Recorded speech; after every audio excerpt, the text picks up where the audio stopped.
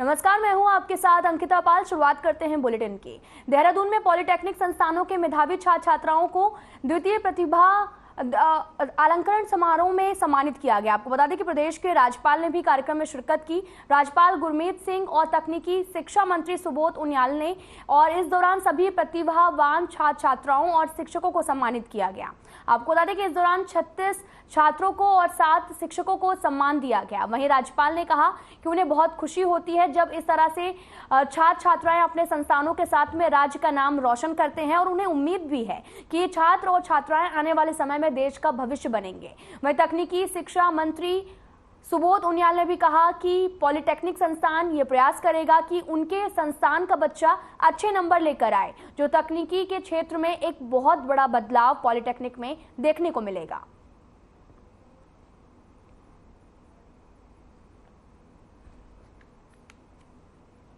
देखिए, मैंने यही कहा कि इसको मैंने इसलिए निदेशक जी को उनको जब मैंने निदेशक तकनीक शिक्षा को कहा कि इनके कारणों का पता है क्या कारण है कि क्योंकि अगर हर इंस्टीट्यूट, हमारी हर पॉलिटेक्निक संस्थान अगर ये प्रयास करेगा कि मेरे यहाँ का बच्चा मैं अपनी ब्रांच में सर्वश्रेष्ठ रूप से सर्वश्रेष्ठ नंबर ला करके प्रदेश में नंबर 1 आए, तो निश्चित रूप से तकनीक शिक्षा में एक बहुत बड़ा सुधार होगा।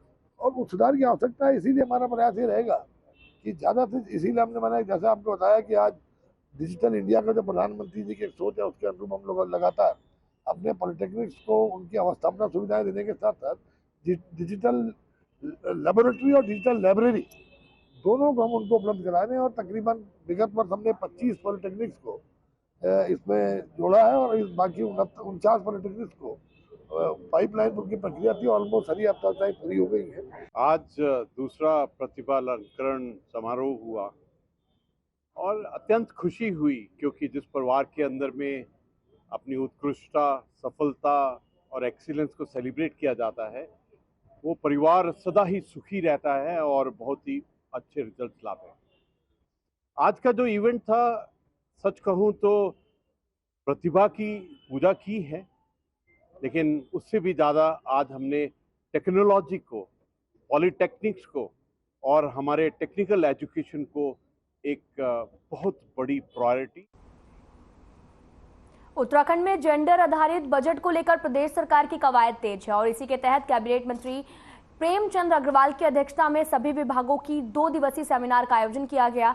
इस सेमिनार के जरिए सभी विभाग महिलाओं के उत्थान और उनके विकास को लेकर प्राथमिकता तय की गई है, और इसी के तहत आगामी बजट की रूपरेखा भी तैयार की जाएगी। आपको बता दें कि प्रदेश के वित्त मंत्री प्रेमचंद अग्रवाल ने कहा कि अभी इस सेमिनार का उद्घाटन हुआ है, और 2 दिनों तक सभी विभागों की ओर से जो भी प्राथमिकताएं तय की जाएंगी, उसके बाद आगे की रणनीति तय होगी।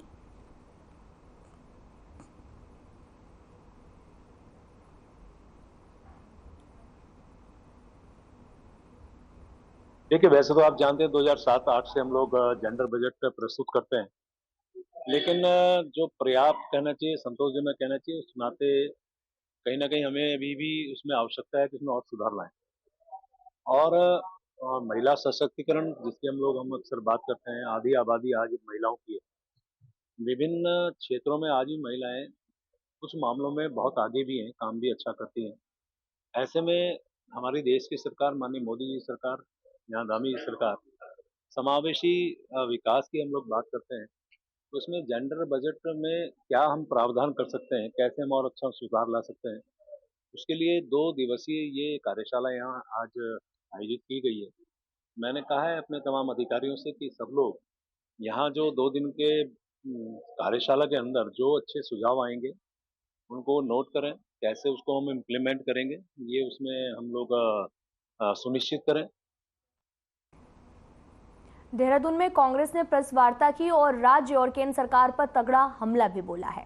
उन्होंने कहा कि हल्द्वानी की नाबालिग छात्राओं के साथ यौन उत्पीड़न करने वाले 65 साल के श्याम धनक पर राज्य सरकार ने मौन रूप से धारण करके बैठे हुए हैं। और दसौनी ने भी कहा कि नवरात्रि में बालिकाओं के सम्मान से जुड़ी बड़ी बड़ी बातें करने वाले सत्तारूढ़ दल की महिला नेत्रियों को भी सांप सूंघ गया है। और सबसे बड़ा सवाल यह है कि महिला और बाल विकास मंत्री महिला होने के बावजूद इस पूरे प्रकरण पर सन्नाटा में क्यों है, और इसकी शिकायत मिलने के बावजूद हल्द्वानी पुलिस 1.5 महीने तक फाइल को दबाकर क्यों बैठी हुई है, और राज्य सरकार इस मामले को गंभीरता से क्यों नहीं ले रहा।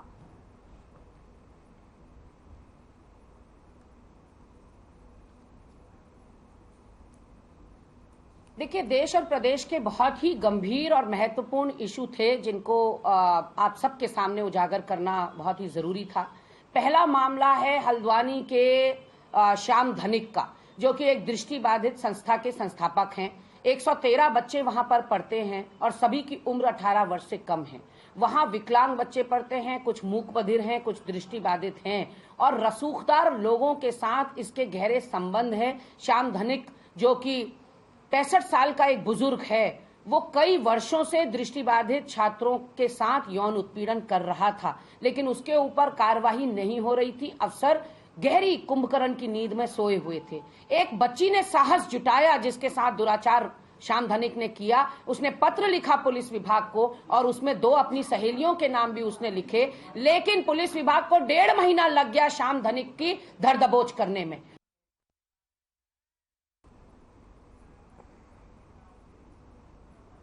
मुजफ्फरनगर में पूजा कश्यप की मौत की गुत्थी अभी तक सुलझी नहीं है। आपको बता दें कि पूजा की शादी रुड़की में हुई थी और जिसके बाद में पूजा के सुसाइड करने का मामला सामने आया। वहीं परिजनों का कहना है कि उसकी हत्या उसके ससुराल वालों ने की है।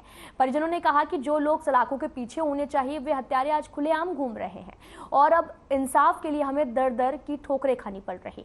वहीं एसएसपी ऑफिस हरिद्वार में पुलिस को शिकायत पत्र दिया गया जिसमें उन्होंने अपनी जांच को ट्रांसफर कराने की मांग की है और मौके पर एसपी क्राइम अजय गणपति ने बताया कि पूजा कश्यप की शादी रुड़की में हुई थी, जहां पर अभी तक आत्महत्या की बात सामने आई है।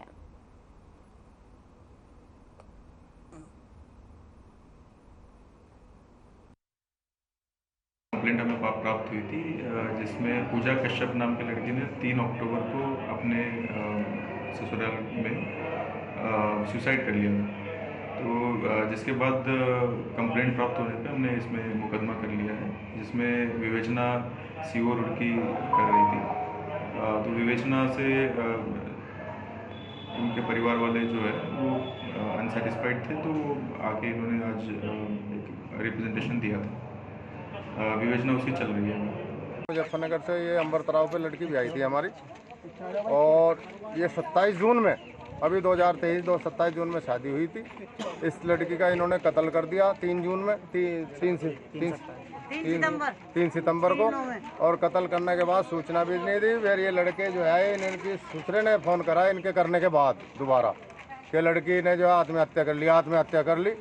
ये मामला जो है ये लोग आए, हम लोग आए, सब लोग देखा, सब कुछ परिवार ने भी देखा। लड़की नीचे लेटी हुई थी, गले पे निशान था लड़की के, यहाँ चुन्नी पड़ी हुई थी और लड़की बगैर मेकअप की थी। फिर मेकअप कर दिया गया, जलाने की पूरी तैयारी थी लड़की की। सीओ वहाँ की साज खाई हुई थी इससे। तो पूरा मामला उन्होंने पहले ही जो है, क्योंकि 5-4 घंटे का मामला हो रहा था, इन्हें कोई रिस्पॉन्स नहीं दिया गया। पेशकार वहाँ का इन्हें धमका रहा, वो जो जा रहे हम जा रहे, कहने लगा जो ये तो आत्महत्या कर रखी, इनके पास कौन सा पैमाना जिससे ये पता लग जाएगा कि कहने आत्मा हैंकिंग का केस है। लड़की थी 27 जून की शादी थी लड़की की, अरे इन्होंने देख मार दी 3 महीने के अंदर और कार्रवाई कुछ नहीं कर रही। वहाँ गए रुड़की कुछ भी वो नहीं कर रहे, कार्रवाई इन जनों को फिर छोड़ दिया गैलो गैली। नाम क्या आपका? नाम सीमित राज। नैनीताल के वीर भट्टी के पास में मदरसे में हाल ही के दिनों में प्रशासन ने भारी अनियमितता पाई गई थी। आपको बता दें कि जहां प्रशासन द्वारा कार्रवाई भी की गई और पुलिस ने मुकदमा भी दर्ज किया। राज्य सरकार द्वारा ये निर्देश भी दिए गए कि प्रदेश के अंदर संचालित सभी मदरसों की जांच की जाए। और ऐसे में नैनीताल डीएम वंदना सिंह ने भी कहा कि जिले के अंदर जितने भी मदरसे चल रहे उनकी जाँच की जाए और गड़बड़ी पाए जाने से पर संबंधित मदरसों पर कार्रवाई होगी।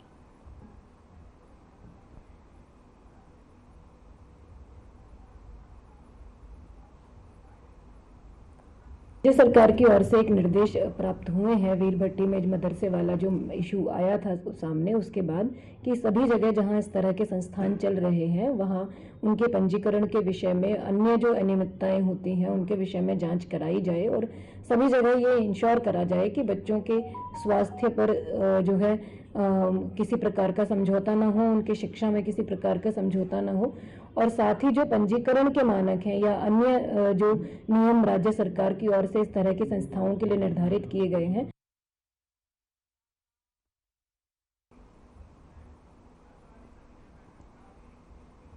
हल्द्वानी पहुंचे सचिव विनोद कुमार सुमन ने सर्किट हाउस में अधिकारियों के साथ विकास कार्यों की समीक्षा बैठक की। आपको बता दें कि इस दौरान जिलाधिकारी और मुख्य विकास अधिकारी सहित सभी विभागों के जो अधिकारी हैं वो मौजूद रहे। सचिव विनोद कुमार सुमन ने जिले में चल रहे सभी विकास कार्यों का पावर प्रेजेंटेशन के माध्यम से समीक्षा की और साथ ही अधिकारियों को सीएम घोषणाओं के कार्यों पर तेजी से काम करने के निर्देश दिए। और इसके अलावा उन्होंने शासन स्तर पर लंबित योजनाओं में भी किसी प्रकार की कोई दिक्कत नहीं आने का आश्वासन दिया है और विभागों के अधिकारियों और आपसी सामंजस्य बनाकर काम करने के निर्देश दिए।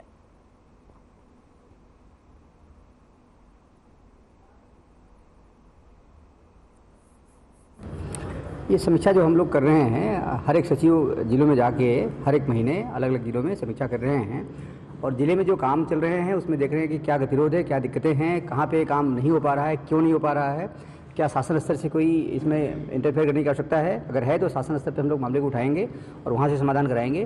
प्रयास ये किया जाएगा कि जिले में जो काम चल रहे हैं विधिवत चलें, अच्छे तरीके से चलें, गतिशीलता के साथ चलें, क्वालिटी मेंटेन करके चलें। सर बजट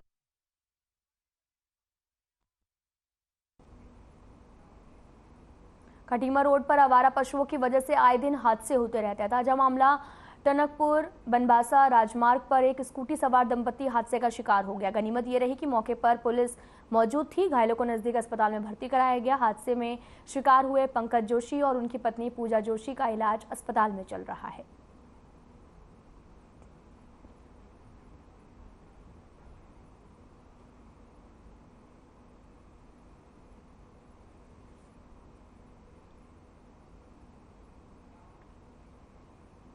जनपद चमोली के मल्लारोपा में मां भगवती के मंदिर में ग्रामीणों ने भव्य पूजा अर्चना की। आपको बता दें कि वहीं भगवती देवी को ऋतु फलों और अनाजों का भोग भी लगाया गया। आपको बता दें कि मंदिर में बड़ी संख्या में श्रद्धालु दर्शन करने पहुंचे।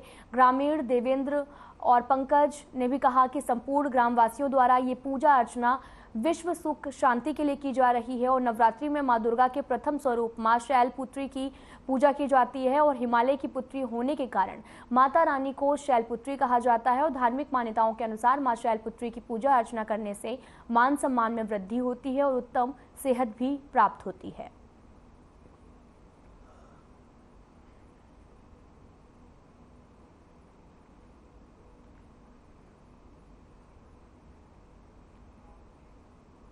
पर्यावरण बचाने का संदेश लेकर ऋषिकेश से गंगा सागर तक गए ब्लू राइडर साइकिल क्लब के सदस्य आपको बता दें कि अपनी यात्रा पूरी कर वापस ऋषिकेश लौटे और इन राइडर में गुरुदेव कुकरेती, कुलदीप असवाल और साथ ही जन्मजय शामिल थे, जिनके लौटने पर क्लब के सदस्यों ने फूल मालाओं के साथ उनका जोरदार स्वागत किया। इस दौरान गुरुदेव कुकरेती ने बताया कि 1850 किलोमीटर से अधिक की साइकिल यात्रा बहुत ही सुगम तरीके से की गई। जिस क्षेत्र में से वह गुजरे वहां पर भी उन्होंने पर्यावरण संरक्षण का संदेश दिया और इसी के साथ में तीर्थ नदी ऋषिकेश का नाम भी उन्होंने गंगा सागर तक और अधिक फैलाने की कोशिश की है। आपको बता दें कि कुलदीप असवाल ने भी कहा कि युवा साइकिल अपनाएं और नशे से दूर रहें, तभी हमारा समाज स्वस्थ होगा।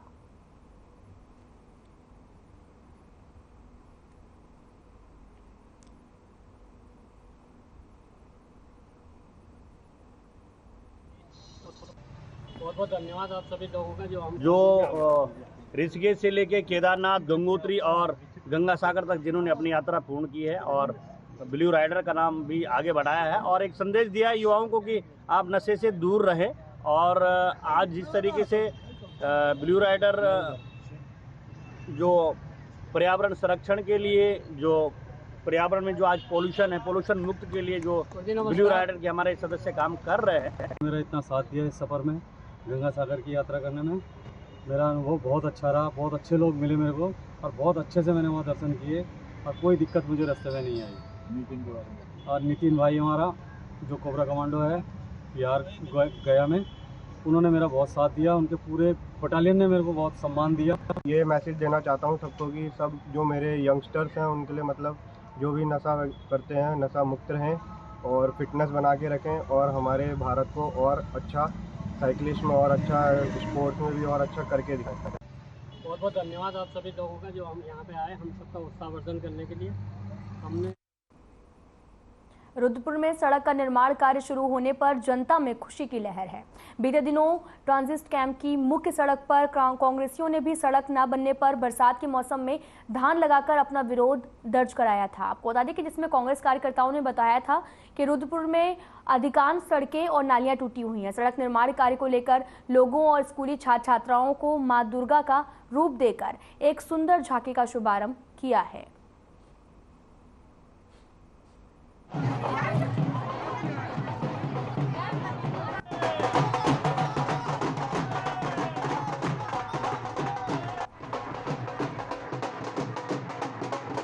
ग्रसित था यहाँ के लोग, कुछ लोगों का मैंडेट था कि विकास करना नहीं था और इलेक्शन का वोट मांग के चले जाते थे। बच्चे हमारे यहाँ के लोग इतना परेशान थे, छोटे छोटे बच्चे स्कूल जाते थे, रोज गिरते थे और कपड़े छिन जाते थे।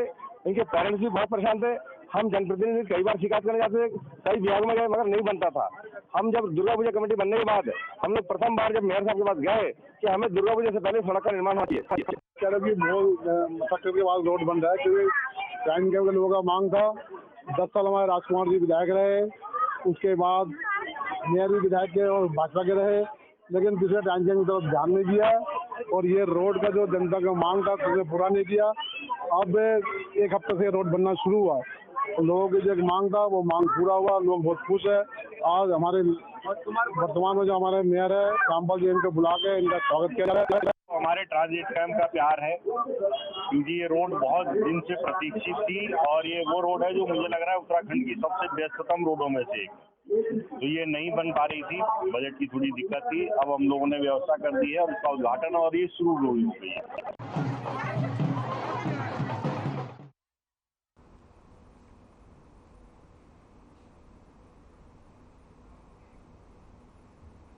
बीजेपी प्रदेश अध्यक्ष महेंद्र भट्ट ने सीएम पुष्कर सिंह धामी से मुलाकात की। आपको बता दें कि यूएई दौरे से दिल्ली पहुंचने पर सीएम पुष्कर सिंह धामी से महेंद्र भट्ट मिले, जिन्होंने 54,550 करोड़ से अधिक के एमओयू साइन होने पर बधाई दी। और आपको बता दें कि महेंद्र भट्ट ने संगठन से जुड़े तमाम मुद्दों पर सीएम पुष्कर सिंह धामी से बातचीत भी की है।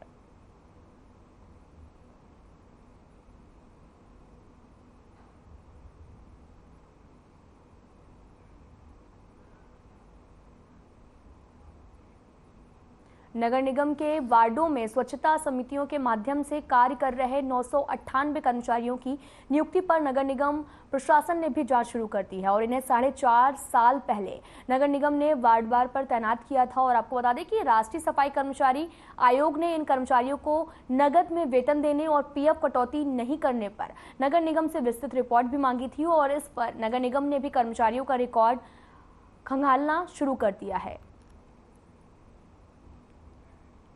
आपको बता दें कि भर्ती और भुगतान पर जांच होगी। 998 कर्मचारियों की नियुक्ति पर जांच होगी। 998 कर्मचारियों को तैनात किया गया था। नगर निगम ने ये विस्तृत रिपोर्ट मांगी है और नगर निगम देहरादून की आप तस्वीरें देख रहे हैं, जहां पर भर्ती और भुगतान पर अब जांच होगी। 998 कर्मचारियों को पहले नियुक्त किया गया था, उसके बाद में अब जो उन्होंने जो भी काम किया है उसको खंगाला जाएगा। इसके बाद में नगर निगम को ये रिपोर्ट जो है वो भेजी जाएगी और उसके बाद में भर्ती और भुगतान पर जांच होगी और उसके बाद ही जो चीज़ें हैं वो हो पाएंगी। और 998 कर्मचारियों की नियुक्ति पर अब जांच होगी कि इनकी नियुक्ति कैसे हुई और नगर निगम ने ये पूरी जो विस्तृत रिपोर्ट है वो मांगी है और भर्ती और भुगतान पर अब ये जांच होगी। आपको बता दें कि 998 कर्मचारियों की नियुक्ति हुई थी, जिसकी अब नगर निगम ने विस्तृत रिपोर्ट मांगी है कि कैसे इनकी नियुक्ति हुई है और भर्ती और भुगतान, क्या भर्ती कैसे हुई थी और भुगतान क्या किया जा रहा है, इस पर भी जांच की जा रही है।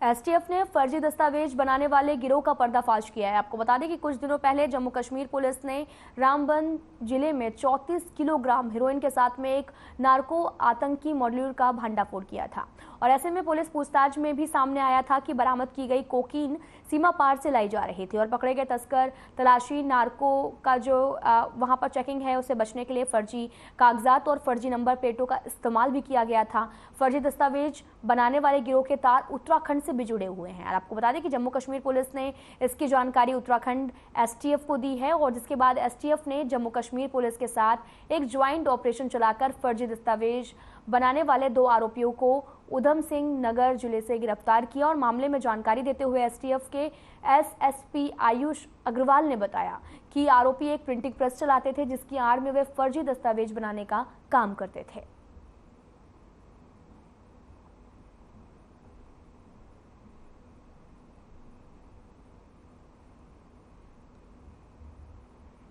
आपको बता दें कि फर्जी दस्तावेज बनाने वालों का पर्दाफाश किया गया। ये नशा तस्करी से जुड़े हुए तार हैं और आपको बता दें कि ये उत्तराखंड एसटीएफ की बड़ी कार्रवाई हुई है जहां पर नशा तस्करों को जो है वो गिरफ्तार किया गया। फर्जी दस्तावेज बनाने का पर्दाफाश हुआ है। आपको बता दें कि पहले फर्जी दस्तावेज बनाते थे और उसके बाद में उनकी प्रिंटिंग प्रेस भी चलाते थे। साथ ही उत्तराखंड एसटीएफ ने एक बड़ी कार्रवाई करते हुए उन्हें गिरफ्तार किया है। उनसे पूछताछ की जाएगी और उनके तार कहां तक जुड़े हैं इसका भी खुलासा होगा।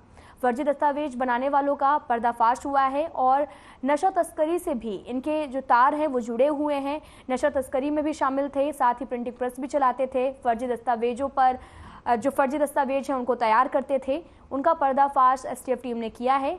अब मामले की जांच लगातार जारी है और मामले में क्या कुछ खुलासा हुआ होगा वो देखने वाली बात होगी।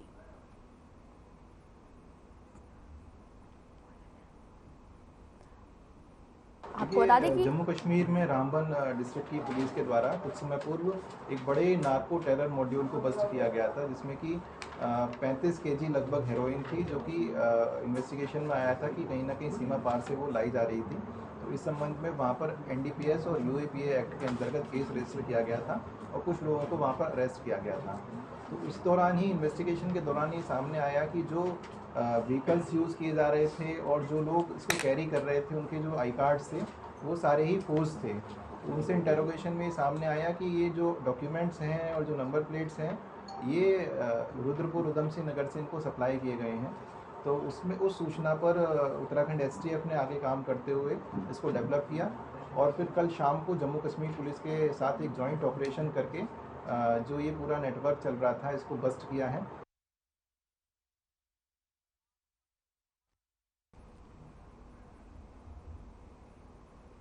उत्तराखंड राजभवन देहरादून में राज विश्वविद्यालय के कुलपतियों की बैठक हुई। आपको बता दें कि राज्यपाल गुरमीत सिंह ने बैठक की अध्यक्षता की। वहीं बैठक में सभी विश्वविद्यालयों के कुलपति और शासन के उच्चाधिकारी मौजूद रहे। आपको बता दें कि राज्यपाल ने कहा कि राज्य के हित के लिए सभी कुलपति अपनी विशेषता के आधार पर एक एक शोध प्रस्तुत करें और वन यूनिवर्सिटी वन रिसर्च लोगों के विकास के लिए उपयोगी हो। उन्होंने ये भी कहा कि विश्वविद्यालयों के शोध एवं अनुसंधान का लाभ लोगों को मिले तभी इसकी सार्थकता जो है वो दिखेगी। और बैठक में सभी कुलपतियों के शोध किए जाने वाले विषयों पर अपने अपने प्रस्तुतिकरण भी दिए हैं।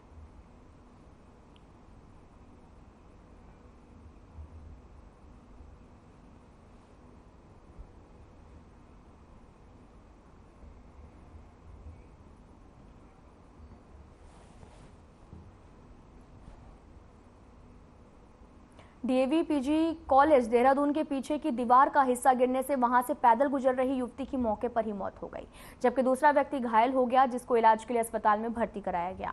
मौत पर एनआईसीयू और साथ ही एबीपी छात्र संगठन ने भी जुड़े छात्रों ने डीएवी कॉलेज में जोरदार प्रदर्शन भी किया।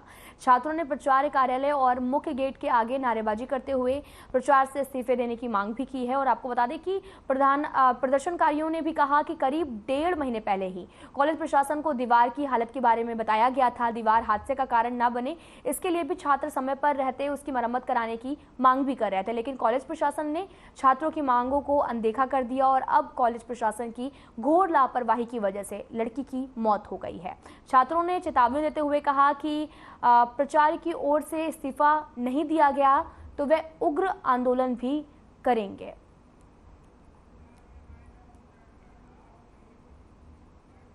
फिलहाल इस बुलेटिन में इतना ही। नमस्कार।